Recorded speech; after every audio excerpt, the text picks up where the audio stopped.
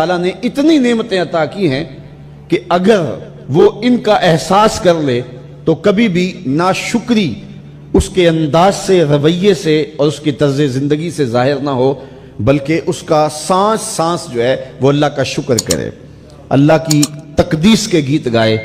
لیکن یہ انسان ناشکرہ ہے۔ وَإِنَّهُ عَلَى ذَلِكَ لَشَهِيدٌ، اس پر اسے کوئی خارج سے گواہی کی ضرورت نہیں ہے، وہ خود اس پہ گواہ ہے، اسے خود پتا ہے کہ میں کتنا ناشکر۔ ذرا اندر اتر کے دیکھے تو اس نے کیا اس کی نعمتوں کا شکر ادا کیا ہے؟ اس کی کتنی بڑی نعمتیں ہیں حضرت انسان کو۔ انسان غور کرے، تدبر کرے۔ میں کئی دفعہ یہ بات بتا چکا ہوں، میرا ایک ملنے والا ہے، پیر بھائی ہے، تو اس کو مسئلہ کیا ہے کہ یہ جو منہ میں لعاب آتا ہے اس کی مقدار کم ہے۔ تو بنیادی طور پہ وہ لیکچرار ہے، تو اس نے روز جو ہے وہ طلباء کو لیکچر دینا ہوتا ہے، تو 15 منٹ نہیں بول پاتا کہ منہ خشک ہو جاتا ہے۔ اب ہم نے کبھی اس کو نعمت سمجھا؟ یہ جو منہ میں لعاب آتا ہے، ہم کہتے ہیں کہ یہ ایک مصیبت ہے، تھوکتے رہتے ہیں، لیکن اگر اس کی مقدار کم ہو تو زندگی اوکھی ہو جائے۔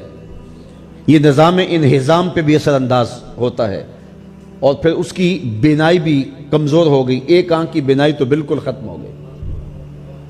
مرض کیا ہے، مسئلہ کیا ہے؟ کون سی نعمت کم مل رہی ہے؟ پانی نہیں مل رہا، مل رہا ہے، آکسیجن نہیں مل رہی، مل رہی ہے، گردش خون جاری ہے۔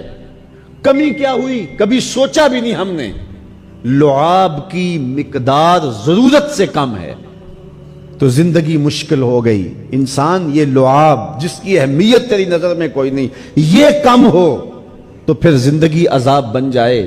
تو اللہ نے جو تجھے نعمتیں دی ہیں اگر وہ نہ ہوں تو پھر بتا زندگی کیسے گزرے۔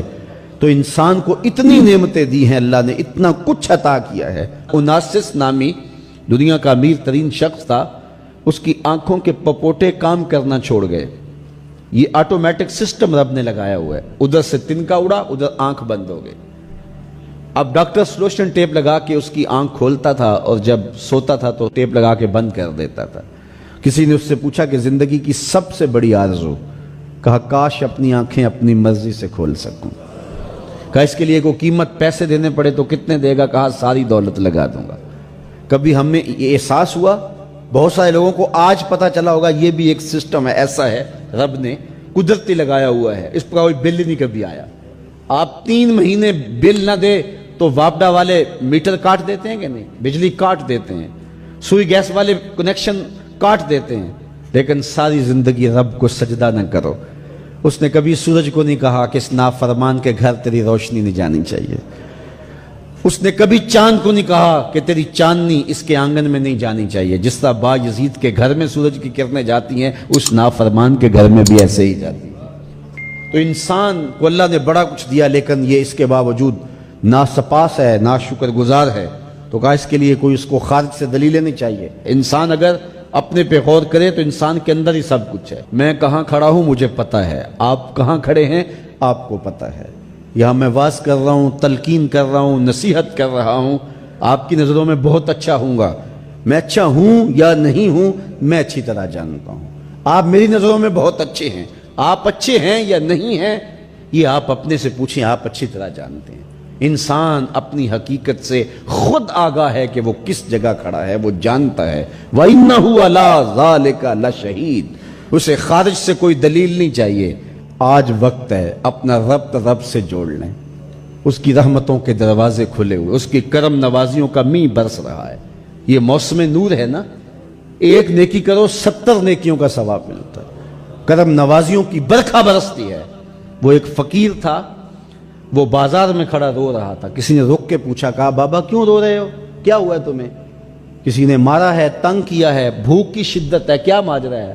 کہا نہ بابا یہ میرے مسئلے نہیں ہیں۔ کہا پھر کیوں کھڑے ہو؟ وہ مجذوب تھا، کہنے لگا میرا پروگرام بنا کے بندوں کی اور رب کی صلح کروا دوں۔ تو کہا پھر کیا ہوا؟ کہا وہ تو مانتے ہیں یہ نہیں مانتے۔ وہ تو کہتا ہے لے آئے نے میری دہلیز پہ، ایک آنسو سے سارے گناہ معاف کر دوں، لیکن یہ میری سنتے ہی نہیں ہے۔ ایسا پیار ہو گیا دنیا سے، میری بات ہی نہیں سمجھتے۔ میں انہیں سمجھاتا ہوں، آگے سے مجھے پتھر مارتے ہیں۔ میں ان کی خیر کے لیے ان کو کہانی سنا رہا ہوں، میاں یہ دنیا عارضی ہے، لیکن یہ مجھے گھور گھور کے دیکھتے ہیں۔